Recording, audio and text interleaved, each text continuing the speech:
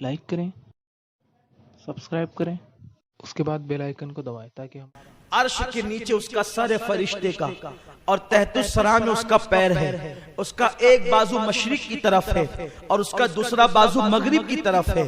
जब कोई बंदे मोमिन आका पर मोहब्बत के साथ दुरूद पढ़ता है तो अल्लाह उस फरिश्ते को हुक्म देता है कि वो नूर की दरिया में गोता लगाए। तो फरिश्ता नूर के दरिया में गोता लगाता है और बाहर आने के बाद वो अपने परों को झाड़ने लगता है। बताएं, अगर कबूतर अपने परों को दरिया में डूबकर झाड़े तो कितने कतरे गिन सकते हैं? नहीं गिन सकते। अगर मोर दरिया में डूबकर अपने परों को झाड़े तो कितने कतरे गिन सकते हैं? नहीं गिन सकते। यार, पर वालों को तो जाने दीजिए, इंसान अगर खुद गुस्ल करके अपने सर के बालों को अगर यूं झाड़े तो कितने कतरे गिरे इसका अंदाजा नहीं हो सकता। तो वो फरिश्ता जिसका एक बाजू मशरिक में है, यानी उसके पर एक तरफ मशरिक में है, दूसरा बाजू मगरिब में है, उसका सर ज़ेरे अर्श है, उसके पैर तहतुस सरा में है। जब कोई बंदे मोमिन दुरूद पढ़ता है तो वो नूर के दरिया में गोता लगाता है और बाहर निकलकर वो अपने परों को झाड़ता है। सोचो किस कदर उसके कतरे गिरते होंगे। मेरे आका गैबदा नबी फरमाते हैं उसके परों से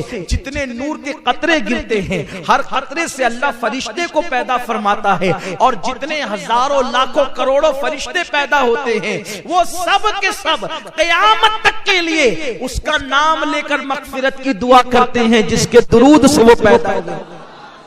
तवज्जो करें, आपके दुरूद से फरिश्ते पैदा होते हैं। इसीलिए पूरी कायनात के अंदर अल्लाह की 18,000 मखलूक है कमोबेश। कितनी मखलूक है?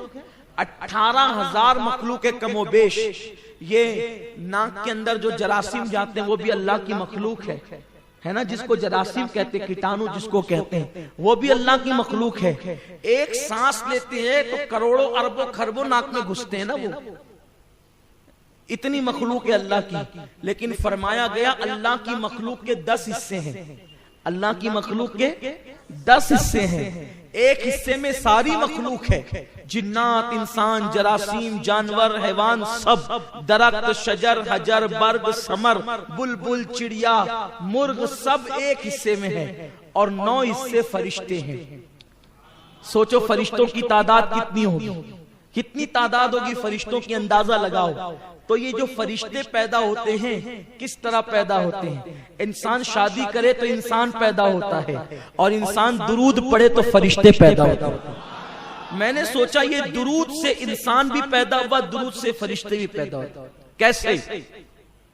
जब आदम और हव्वा का निकाह हुआ तो अल्लाह ने कहा आदम, निकाह के बाद मेरे महबूब पर मेहर के तौर पे दुरूद पढ़। मेरे महबूब पर दुरूद पढ़ बतौर मेहर, ये मेहर अदा होगा। आदम ने दुरूद पढ़ा तो हव्वा हलाल हो गई। हव्वा हलाल हो गई तो दुनिया बहाल हो गई। अब आप अंदाजा फरमाएं, ये दुनिया वसी हो गई, दुनिया में लोग पैदा हो गए। अल्लाह अकबर, बगैर दरूद के ना इंसान पैदा हुआ और ना बगैर दुरूद के फरिश्ते पैदा होते हैं। तो अब बताएं जो दुरूद नहीं मानते उन मरदूदों का वजूद कैसे? फरिश्ते भी बगैर दुरूद के नहीं, इंसान भी बगैर दुरूद के नहीं। तो जिन मरदूदों को इतराज है दुरूद पर, अरे दुरूद वो है, अल्लाह नमाज नहीं पढ़ता, नमाज का हुक्म देता है। रोजा नहीं रखता, रोजे का हुक्म देता है। हज नहीं करता, हज का हुक्म देता है। दुरूद वो अमल है, वो दुरूद भेजता भी है और दुरूद पढ़ने का हुक्म भी देता है। कमेंट और शेयर जरूर कीजिए।